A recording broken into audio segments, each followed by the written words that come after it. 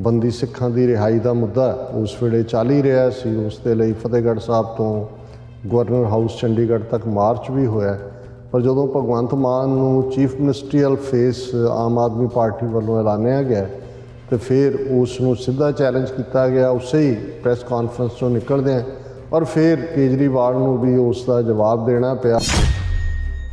ਕੇਜਰੀਵਾਲ ਨੇ ਇਹ ਕਿਹਾ ਕਿ ਜੀ ਮੈਂ ਇਹ ਕਹਾਂਗਾ ਕਿ ਜਿਹੜਾ ਸੈਂਟੈਂਸ ਰਿਵਿਊ ਬੋਰਡ ਹੈ ਉਹਦੀ ਮੀਟਿੰਗ ਜਲਦੀ ਸੱਦੀ ਜਾਏ। ਅੱਛਾ, ਹੁਣ ਜ਼ਾਹਰ ਹੈ ਕਿ ਉਹਨਾਂ ਦੀ ਜਲਦੀ ਵੀ ਜਿਹੜੀ ਹੈ ਉਹ ਆਲਮੋਸਟ ਫਰਵਰੀ ਐਂਡ ਤੱਕ ਗਈ, ਪਹਿਲੀ ਮਾਰਚ ਤੱਕ।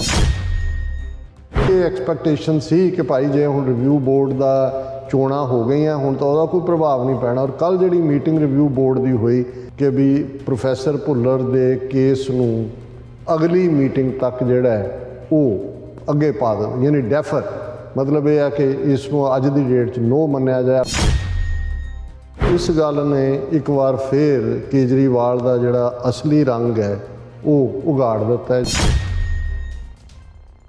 Viewers welcome back to our program. So viewers ਹੁਣ ਆਪਾਂ ਗੱਲਬਾਤ ਕਰਨ ਜਾ ਰਹੇ ਹਾਂ ਕਿ ਆਮ ਆਦਮੀ ਪਾਰਟੀ ਦੇ ਪ੍ਰੈਜ਼ੀਡੈਂਟ ਕੇਜਰੀਵਾਲ ਨੇ ਇੱਕ ਵਾਰ ਫਿਰ ਆਪਣੀ ਹਿੰਦੂਤਵੀ ਔਕਾਤ ਜਗ ਜ਼ਾਹਰ ਕੀਤੀ ਹੈ। ਦਿੱਲੀ ਦੇ ਰਿਵਿਊ ਬੋਰਡ ਨੇ ਪ੍ਰੋਫੈਸਰ ਭੁੱਲਰ ਦੀ ਰਿਹਾਈ ਦੇ ਮੁੱਦੇ ਨੂੰ ਇੱਕ ਵਾਰ ਫਿਰ ਠੰਡੇ ਬਸਤੇ ਵਿੱਚ ਪਾ ਦਿੱਤਾ ਹੈ। ਸੋ ਇਸ ਬਾਰੇ ਆਪਾਂ ਗੱਲਬਾਤ ਕਰਨ ਜਾ ਰਹੇ ਹਾਂ। ਸੋ ਅਸੀਂ ਚਾਹਾਂਗੇ ਕਿ ਤੁਸੀਂ ਇਸੇ ਤਰ੍ਹਾਂ ਹੀ ਜੁੜੇ ਰਹਿਣਾ। ਦੇਖਣ ਸੁਣਨ ਲਈ ਲਿਖਣ ਲਈ ਤੁਹਾਡਾ ਸਭ ਦਾ ਬਹੁਤ ਬਹੁਤ ਧੰਨਵਾਦ ਜੀ। ਰਾਜ ਸਾਹਿਬ ਕੀ ਵਿਚਾਰਾਂ ਨੇ? ਦੇਖੋ, ਅਰਵਿੰਦ ਕੇਜਰੀਵਾਲ ਉਸ ਦਾ ਰੋਲ ਕੀ ਹੈ ਉਹ ਅਕਸਰ ਅਸੀਂ ਜਦੋਂ ਪੰਜਾਬ ਦੇ ਵਿੱਚ ਪੂਰੀ ਤਰ੍ਹਾਂ ਚੋਣ ਬੁਖਾਰ ਸੀ ਉਸ ਨੂੰ ਅਸੀਂ ਡਿਸਕਸ ਕਰਦੇ ਰਹੇ ਜੀ। ਔਰ ਉਸੇ ਪੀਰੀਅਡ 'ਚ ਇਹ ਕ੍ਰੈਡਿਟ TV 84 ਦੇ ਸਾਡੇ ਪੰਜਾਬ ਦੇ ਜਿਹੜੇ ਨੇ ਐਕਟਿਵਿਸਟ ਉਹਨਾਂ ਨੂੰ ਜਾਂਦਾ ਹੈ, ਸਾਡੇ ਰਿਪੋਰਟਰਸ ਨੂੰ ਜਾਂਦਾ ਹੈ ਕਿ ਉਹਨਾਂ ਨੇ ਪ੍ਰੋਫੈਸਰ ਭੁੱਲਰ ਦੀ ਰਿਹਾਈ ਦੇ ਇਸ਼ੂ ਨੂੰ ਸੈਂਟਰ ਦੇ ਵਿੱਚ ਲਿਆ ਕੇ ਖੜਾ ਕੀਤਾ। ਬੰਦੀ ਸਿੱਖਾਂ ਦੀ ਰਿਹਾਈ ਦਾ ਮੁੱਦਾ ਉਸ ਵੇਲੇ ਚੱਲ ਹੀ ਰਿਹਾ ਸੀ। ਉਸ ਦੇ ਲਈ ਫਤਿਹਗੜ੍ਹ ਸਾਹਿਬ ਤੋਂ ਗਵਰਨਰ ਹਾਊਸ ਚੰਡੀਗੜ੍ਹ ਤੱਕ ਮਾਰਚ ਵੀ ਹੋਇਆ, ਪਰ ਜਦੋਂ ਭਗਵੰਤ ਮਾਨ ਨੂੰ ਚੀਫ ਮਿਨਿਸਟਰੀਅਲ ਫੇਸ ਆਮ ਆਦਮੀ ਪਾਰਟੀ ਵੱਲੋਂ ਐਲਾਨਿਆ ਗਿਆ ਤੇ ਫਿਰ ਉਸ ਨੂੰ ਸਿੱਧਾ ਚੈਲੰਜ ਕੀਤਾ ਗਿਆ ਉਸੇ ਹੀ ਪ੍ਰੈਸ ਕਾਨਫਰੰਸ ਤੋਂ ਨਿਕਲਦਿਆਂ, ਔਰ ਫਿਰ ਕੇਜਰੀਵਾਲ ਨੂੰ ਵੀ ਉਸ ਦਾ ਜਵਾਬ ਦੇਣਾ ਪਿਆ। ਔਰ ਉਹਦੇ 'ਚ ਕੇਜਰੀਵਾਲ ਨੇ ਝੂਠ ਬੋਲਿਆ ਵੱਡਾ, ਜਿਹਦੇ 'ਚ ਉਹਨੇ ਕਿਹਾ ਜੀ ਕਿ ਇਹ ਫਾਈਲ ਤਾਂ ਜਿਹੜੀ ਹੈ ਉਹਦੇ ਕੋਲ ਪਈ ਹੈ, ਗਵਰਨਰ ਕੋਲ ਪਈ ਹੈ। ਇਹੀ ਗੱਲ ਭਗਵੰਤ ਮਾਨ ਜਾਂ ਦੂਜਿਆਂ, ਪਰ ਹੌਲੀ ਹੌਲੀ ਹਰ ਇੱਕ ਨੂੰ ਪਤਾ ਹੁੰਦਾ ਇਹ ਤਾਂ ਹੈ ਕਿ ਵੀ you can't fool all the people all the time. ਅੱਛਾ, you can fool some people all the time but you can't fool all the people all the time. ਨਤੀਜੇ ਦੇ ਤੌਰ 'ਤੇ ਇਸ ਮੁੱਦੇ ਦੇ ਉੱਤੇ ਇਹਨਾਂ ਦੀ ਕਾਫੀ ਕਿਰਕਰੀ ਹੋਈ, ਲੇਕਿਨ ਉਦੋਂ ਕੀ ਜਦੋਂ ਕਿ ਚੱਲ ਰਿਹਾ ਸੀ ਇਹਨਾਂ ਨੂੰ ਇਹ ਲੱਗਾ ਕਿ ਵੀ ਇਹ ਜੇ ਹੁਣ ਬਿਲਕੁਲ ਇਸ ਤੋਂ ਭੱਜੇ ਤਾਂ ਉਹਨੇ ਕੇਜਰੀਵਾਲ ਨੇ ਕਿਹਾ ਕਿ ਜੀ ਮੈਂ ਇਹ ਕਹਾਂਗਾ ਕਿ ਜਿਹੜਾ ਸੈਂਟੈਂਸ ਰਿਵਿਊ ਬੋਰਡ ਹੈ ਉਹਦੀ ਮੀਟਿੰਗ ਜਲਦੀ ਸੱਦੀ ਜਾਏ। ਅੱਛਾ, ਹੁਣ ਜ਼ਾਹਰ ਹੈ ਕਿ ਉਹਨਾਂ ਦੀ ਜਲਦੀ ਵੀ ਜਿਹੜੀ ਹੈ ਉਹ ਆਲਮੋਸਟ ਫਰਵਰੀ ਐਂਡ ਤੱਕ ਗਈ, ਪਹਿਲੀ ਮਾਰਚ ਤੱਕ। ਔਰ ਇਸ ਗੱਲ ਦੀ ਐਕਸਪੈਕਟੇਸ਼ਨ ਸੀ ਕਿ ਵੀ ਹੁਣ ਕਿਉਂਕਿ ਚੋਣਾਂ ਵੀ ਖਤਮ ਹੋ ਗਈਆਂ ਜਾਂ ਚੋਣਾਂ ਦੇ ਦੌਰਾਨ ਜੇ ਪ੍ਰੋਫੈਸਰ ਭੁੱਲਰ ਦੀ ਰਿਹਾਈ ਜਿਹੜੀ ਕਿ ਸੈਂਟਰ ਗਵਰਨਮੈਂਟ ਨੇ ਕੀਤੀ ਹੋਈ ਹੈ, ਅਦਾਲਤਾਂ ਨੇ ਕੀਤੀ ਹੋਈ ਹੈ, ਸਿਰਫ ਇਹ ਦਿੱਲੀ ਰਿਵਿਊ ਬੋਰਡ ਨੇ ਉਹਨੂੰ ਹੋਲਡ ਕੀਤਾ ਹੋਇਆ, ਤੇ ਇਹ ਜੇ ਕਰਦਾ ਤੇ ਸ਼ਾਇਦ ਹਮਦਰਦੀ ਹੁੰਦੀ। ਪਰ ਦੂਜੇ ਪਾਸੇ ਉਹਨੂੰ ਉਹਦੇ 'ਤੇ ਇਹ ਵੀ ਡਰ ਚੰਬੜਿਆ ਹੋਇਆ, ਜਿਵੇਂ ਐਨ 2 ਦਿਨ ਪਹਿਲਾਂ ਕੁਮਾਰ ਵਿਸ਼ਵਾਸ ਨਾਂ ਦੇ ਕਵੀ ਨੇ ਜਿਹੜਾ ਕਦੇ ਇਹਨਾਂ ਦਾ ਫਾਊਂਡਰ ਮੈਂਬਰ ਸੀ, ਉਹਨੇ ਕਿਹਾ ਜੀ ਕੇਜਰੀਵਾਲ ਨੇ ਤਾਂ ਬਾਹਰੋਂ ਖਾਲਿਸਤਾਨੀਆਂ ਨਾਲ ਸਮਝੌਤਾ ਕੀਤਾ, ਪੈਸਾ ਆ ਰਿਹਾ, ਔਰ ਇਹ ਸਮਝੌਤਾ ਸੀ ਉਹਨੇ ਮੈਨੂੰ ਕਿਹਾ ਸੀ ਕਿ ਮੈਂ ਯਾਨੀ ਕਿ ਕੇਜਰੀਵਾਲ ਖਾਲਿਸਤਾਨ ਦਾ ਪ੍ਰਾਈਮ ਮਿਨਿਸਟਰ ਬਣਾਂਗਾ ਤੇ ਤੂੰ ਯਾਨੀ ਕਿ ਕੁਮਾਰ ਵਿਸ਼ਵਾਸ ਤੂੰ ਬਾਕੀ ਇੰਡੀਆ ਦਾ ਬਣੀ, ਵੀ ਇਹ ਪੂਰੀ ਸਾਜ਼ਿਸ਼ ਹੈ।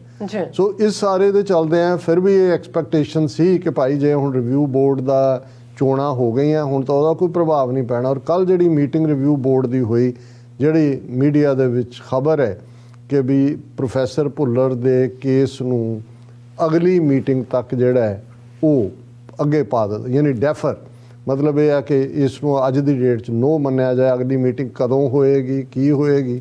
ਇਹ ਮੀਟਿੰਗ ਤਾਂ ਜਿਹੜੀ ਹੈ ਇਹ ਪੰਜਾਬ ਦੇ ਚੋਣ ਦੇ ਚਲਦੇ ਆ, ਕਿਉਂਕਿ ਦਬਾਅ ਇੰਨਾ ਕੁ ਸੀ ਕਿ ਉਹ ਰਿਹਾ ਤਾਂ ਨਹੀਂ ਸੀ ਕਰ ਸਕਦਾ ਇਮੀਡੀਏਟ, ਪਰ ਸਾਨੂੰ ਸੀ ਵੀ ਚਲੋ ਇਸ ਮੀਟਿੰਗ ਦੇ ਬਹਾਨੇ ਜਿਹੜਾ, ਕਿਉਂਕਿ ਇਹ ਜਿਹੜਾ ਇਹਨਾਂ ਦਾ ਰਿਵਿਊ ਬੋਰਡ ਹੈ ਇਹਦਾ ਜਿਹੜਾ ਇੰਚਾਰਜ ਹੁੰਦਾ ਉਹ home minister. 7 member of the board include Director General of Tihar Prison, ਜੀ। ਸੈਕਟਰੀਜ਼ ਆਫ ਹੋਮ ਐਂਡ ਲਾ ਡਿਪਾਰਟਮੈਂਟ ਐਂਡ ਜਿਹੜਾ ਹੈ ਉਸ ਦਾ ਹੋਮ ਮਿਨਿਸਟਰ ਜਿਹੜਾ ਹੈ ਉਹ ਉਸ ਦਾ ਜਿਹੜਾ ਹੈ ਇੰਚਾਰਜ ਹੁੰਦਾ ਹੈ। ਸੋ ਇਸ ਗੱਲ ਨੇ ਇੱਕ ਵਾਰ ਫਿਰ ਕੇਜਰੀਵਾਲ ਦਾ ਜਿਹੜਾ ਅਸਲੀ ਰੰਗ ਹੈ ਉਹ ਉਗਾੜ ਦਿੱਤਾ ਹੈ। ਜੇ ਫਿਰ ਵੀ ਕਿਸੇ ਨੇ ਝਾੜੂ ਹੀ ਚੱਕਣਾ ਹੈ ਤੇ ਉਹਦਾ ਤਾਂ ਕੋਈ ਹੁਣ ਕੀ ਕਰ ਸਕਦਾ ਹੈ। ਲੇਕਿਨ ਇਹ ਤਾਂ ਇੱਕ ਤੋਂ ਬਾਅਦ ਇੱਕ ਪੰਜਾਬ ਦੇ ਵਿੱਚ ਟੈਕਸਟ ਬੁੱਕਸ ਨੂੰ ਲੈ ਕੇ ਕਿ ਭਾਈ ਕਿਵੇਂ ਗੁਰੂ ਸਾਹਿਬਾਨ ਦੇ ਖਿਲਾਫ ਉਸ 'ਚ ਗੱਲਾਂ ਨੇ, ਪੰਜਾਬ ਸਕੂਲ ਟੈਕਸਟ ਬੋਰਡ ਦੀਆਂ ਕਿਤਾਬਾਂ, ਉਹ ਧਰਨਾ ਲਗਾਤਾਰ ਚੱਲ ਰਿਹਾ ਹੈ, ਕੋਈ ਖਬਰ ਹੋਰ ਨਿਕਲ ਆਉਂਦੀ ਹੈ ਕਿਸੇ ਪਾਸਿਓਂ। ਇਹ ਸਾਰੇ ਬਿਮਾਰੀ ਦੇ ਸਿੰਪਟਮ ਨੇ। ਬਿਮਾਰੀ ਗੁਲਾਮੀ ਹੈ, ਗੁਲਾਮੀ ਦੇ ਸੰਗਲ ਕੱਟਣੇ ਹੀ ਅਲਟੀਮੇਟਲੀ ਹੱਲ ਹੈ।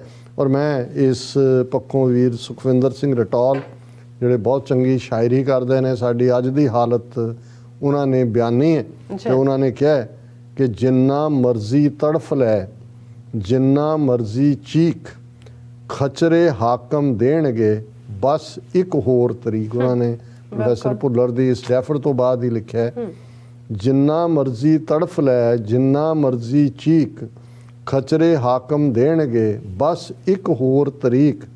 ਨਹੀਂ ਇਹ ਖੇਖਣ ਮੁੱਕਣੇ, ਮੁੱਕਣੀ ਨਹੀਂ ਉਡੀਕ, ਧੋਖੇ ਹੋਏ ਸੈਂਕੜੇ, ਹੋਣੇ ਹੋਰ ਵਧੀਕ। ਪਾਣੀ ਲਹੂ ਪੰਜਾਬ ਦਾ, ਪੀ ਗਏ ਲਾ ਕੇ ਝੀਕ। ਪਾਣੀ ਲਹੂ, ਹੁਣ ਐਗਰੀਕਲਚਰ ਹੀ ਬੇਸ ਹੈ, ਉਹੀ ਰੋਟੀ ਰੋਜ਼ੀ ਹੈ, ਔਰ ਉਹਦਾ ਲਹੂ ਜੇ ਹੈ ਤੇ ਉਹ ਪਾਣੀ ਹੈ ਜਿਹਦੇ ਰਾਹੀਂ ਜ਼ਮੀਨ ਜਿਹੜੀ ਆ ਉਹ ਜ਼ਰਖੇਜ਼ ਹੁੰਦੀ ਹੈ। ਪਾਣੀ ਲਹੂ ਪੰਜਾਬ ਦਾ, ਪੀ ਗਏ ਲਾ ਕੇ ਝੀਕ। ਅੰਤ ਆਪਣਾ ਮਿੱਤਰੋ, ਦਿਸਦਾ ਪਿਆ ਨਜ਼ੀਕ। ਕੇਰਾਂ ਥੱਲੇ ਲੱਗ ਗਏ, ਨਹੀਂ ਉੱਠਦੇ ਸਦੀਆਂ ਤੀਕ। ਸੱਚੀ ਗੱਲ ਸਿਆਣਿਆ, ਆਖੀ ਬਿਲਕੁਲ ਠੀਕ। ਰੋਇਆਂ ਰੱਬ ਨਹੀਂ ਰੀਝਦਾ, ਮਿੰਨਤਾਂ ਨਾਲ ਸ਼ਰੀਕ। ਸ਼ਰੀਕਾਂ ਦੀਆਂ ਮਿੰਨਤਾਂ ਕਰੋ, ਉਹ ਕੋਈ ਰੀਝਦੇ ਨਹੀਂ ਨੇ। ਰੋਇਆਂ ਰੱਬ ਨਹੀਂ ਰੀਝਦਾ, ਮਿੰਨਤਾਂ ਨਾਲ ਸ਼ਰੀਕ। ਸਾਰੇ ਹੀਲੇ ਵਰਤ ਲਏ, ਹੁਣ ਖਿੱਚਣੀ ਪੈਣੀ ਲੀਕ। ਹੁਣ ਖਿੱਚਣੀ ਪੈਣੀ ਲੀਕ। ਸੋ ਨਾਈਸ ਜੀ ਡਾਕਟਰ ਸਾਹਿਬ, ਤੁਹਾਡਾ ਬਹੁਤ ਬਹੁਤ ਸ਼ੁਕਰੀਆ। ਸਾਥ ਲੈਣੇ ਬ੍ਰੇਕ ਪਿਓਰਸ ਤੁਸੀਂ ਇਸੇ ਤਰ੍ਹਾਂ ਬਣੇ ਰਹਿਣਾ। ਮਿਲਦੇ ਹਾਂ ਛੋਟੇ ਜਿਹੇ ਵਕਫੇ ਤੋਂ ਬਾਅਦ।